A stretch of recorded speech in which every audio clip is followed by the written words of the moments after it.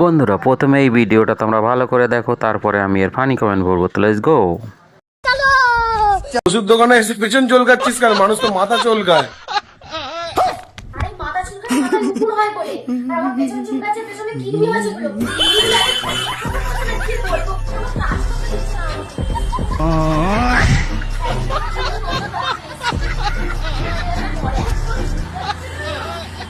तो चलिए शुरू करते हैं। টাকার জন্য মানুষ কত নিচে নামতে পারে। ঠিক বলেছো। কাউকে দিয়ে মারিয়ে নাও, কৃমিগুলো মরে যাবে।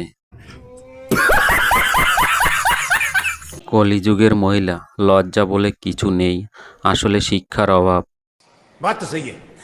সকালে খালি পেটে 3 দিন নারকেল চিবিয়ে খান, সব ঠিক হয়ে যাবে। এটা আবার নতুন ট্রেন্ডে এলো নাকি? সর্বনাশ, বলেন কি? কি দরকার এমন ভাইরালের?